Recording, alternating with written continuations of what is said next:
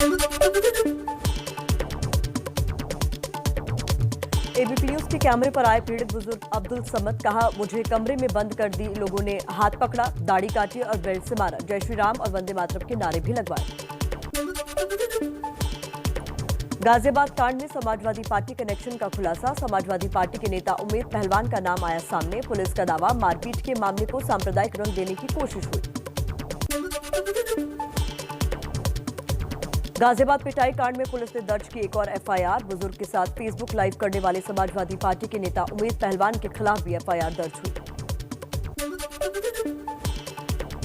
ABP news से बातचीत में उमेद पहलवान ने कहा, मैंने सिर्फ बुजुर्ग की मदद की, पुलिस रिपोर्ट दर्ज कर लेती तो फेसबुक लाइव नहीं करता। उमेद पहलवान ने 7 जून को पीड़ित बुजुर्ग के साथ फेसबुक लाइव किया था। एबीपी न्यूज के कैमरे पर आया गाजियाबाद कांड का एक और आरोपी सद्दाम बौना, बोला जीजा इंतजार के कहने पर बुजुर्ग को पिटाई वाली जगह पर लेकर गया, मारपीट हुई लेकिन जय श्री राम के नारे नहीं लगे। पिटाई कांड के मुख्य किरदार अब्दुल समद का नया वीडियो सामने आया, उसके बैग से जादू टोने की किताब मिली। गाजियाबाद पुलिस का दावा, एक ताबीज को लेकर झगड़ा हुआ था, बुजुर्ग से मारपीट करने वालों की पहचान हो गई है, 3 लोगों को जेल भेजा जा चुका है, बाकी की तलाश जारी है।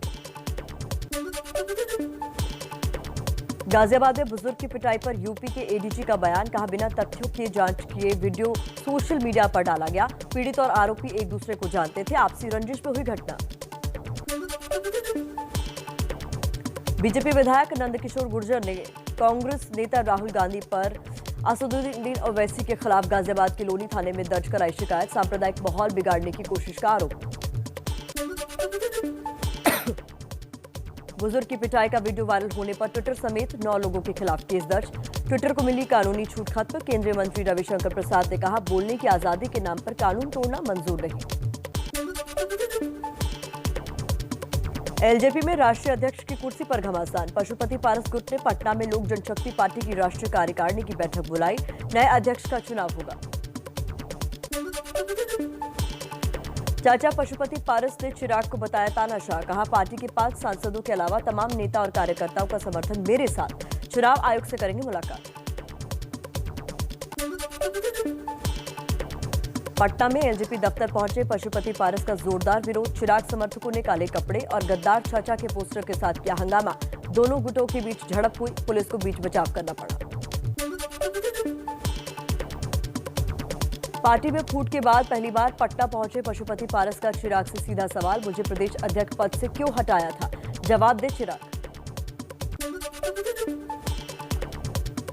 चिराग पासवान ने लोकसभा स्पीकर ओम बिरला को चिट्ठी लिखी, पशुपति पारस को एलजेपी संसदीय दल के नेता बनाने के फैसले पर पुनर्विचार की अपील की। पटना में प्रेस कॉन्फ्रेंस के दौरान भावुक हुए चिराग पासवान, बोले पिताजी के निधन से नहीं बल्कि चाचा के साथ छोड़ने से अनाथ हो गया, चाचा कहते तो छोड़ देता संसदीय दल के नेता का पद। पटना में एलजेपी दफ्तर पर कब्जा दिखाने की कोशिश, पारस समर्थकों ने दफ्तर के बाहर चिराग के पुराने पोस्टर पर बागी सांसदों की तस्वीर वाला पोस्टर लगा दिया। जमुई में चिराग पासवान के समर्थन में सड़कों पर उतरे एलजेपी के जिलाध्यक्ष समेत तमाम कार्यकर्ता, पशुपति पारस का पुतला फूंककर जताया विरोध। एलजेपी में बगावत के बीच चिराग पासवान का बड़ा फैसला, अपने समर्थक राजू तिवारी को एलजेपी का प्रदेश अध्यक्ष बनाया। बिहार में बीजेपी से निलंबित एमएलसी टुन्ना जी पांडे ने प्रदेश अध्यक्ष संजय जायसवाल की वर्चुअल बैठक करते नजर आए, उन्हें नीतीश को जेल भिजवाने की धमकी देने के मामले में पार्टी से सस्पेंड किया गया था। बीजेपी से निलंबित टुन्ना जी पांडे के साथ बैठक पर संजय जायसवाल की सफाई, कहा पार्टी की अनुशासन समिति में मामला गया है, समिति का फैसला ही सर्वमान्य होगा, पांडे के निलंबन पत्र पर संजय जायसवाल ने ही साइन किया था। जेडीयू एमएलसी और प्रवक्ता संजय सिंह का टुन्ना जी पांडे को लेकर बड़ा बयान, कहा संजय जायसवाल सफाई दें, पहले निलंबित किया अब क्यों मीटिंग की, दाल में काला जरूर है। पंजाब में कांग्रेस सांसद रवनीत बिट्टू 22 जून को एससी आयोग के सामने पेश होंगे, अकाली दल बीएसपी गठबंधन पर दिए बयान को लेकर पूछताछ होगी।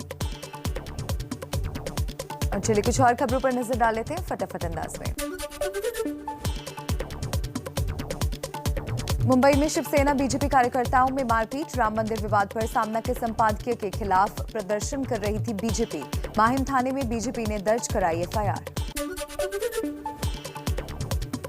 बेंगलुरु में कर्नाटक के बीजेपी प्रभारी अरुण सिंह आज भी विधायकों के साथ करेंगे बैठक। पहले दिन की बैठक के बाद बोले, बैठक सिर्फ पार्टी को मजबूत करने के लिए ही है।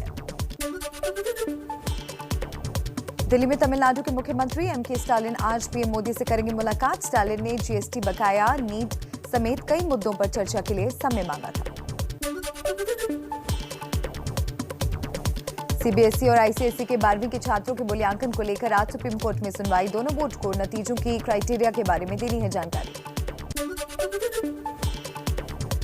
कोविशील्ड की 2 डोज के गैप को बढ़ाने पर विशेषज्ञों में मतभेद से स्वास्थ्य मंत्रालय का इनकार। कहा, सभी की सहमति से गैप को 6 से 8 हफ्ते से बढ़ाकर 12 से 16 हफ्ते किया गया है।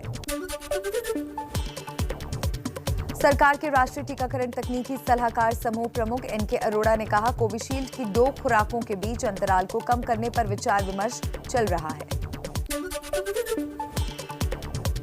कोवैक्सीन में गाय के बछड़े के सीरम के इस्तेमाल के आरोप पर बीजेपी बोली, भ्रम फैला रही है कांग्रेस। भारत बायोटेक ने भी कहा, फाइनल फॉर्मूले में इस्तेमाल नहीं। विवाद बढ़ने के बाद कांग्रेस ने अपने नेता गौरव पंधी के दावे से किनारा किया। संसद की लोक लेखा समिति की बैठक में हंगामा। वैक्सीन नीति पर चर्चा को लेकर समिति के अध्यक्ष अधीर रंजन चौधरी और एनडीए सांसदों में तीखी बहस।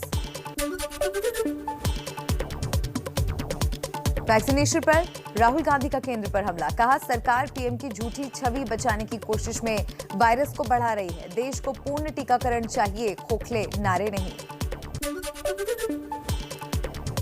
केंद्रीय स्वास्थ्य मंत्री डॉक्टर हर्षवर्धन का राहुल पर पलटवार। कहा, कोविशील्ड की डोज के बीच अंतराल बढ़ाने का फैसला पारदर्शी और वैज्ञानिक सबूतों पर आधारित। भ्रम फैलाने का एजेंडा अब नहीं चलेगा।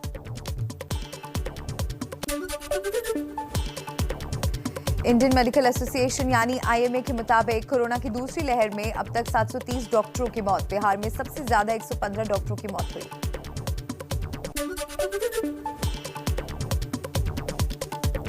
मुंबई के हीरानंदानी सोसाइटी में लगे कोरोना के फर्जी टीके। 390 लोगों से ऐंठ लिए 5 लाख रुपए। बीएमसी ने जांच के लिए उच्च स्तरीय कमेटी गठित की। पुलिस भी कर रही है मामले की जांच। दिल्ली में वैक्सीनेशन को लेकर बड़ी राहत। 18 साल से ज्यादा उम्र वालों के लिए केंद्र से मिली 2,35,000 वैक्सीन की डोज। वैक्सीन की कमी से बंद होने वाले थे कई सेंटर्स। दिल्ली में कोरोना की तीसरी लहर के लिए तैयारी तेज। अरविंद केजरीवाल बोले, 5,000 युवाओं को देंगे हेल्थ असिस्टेंट की ट्रेनिंग। 28 जून से 2 हफ्तों का कोर्स।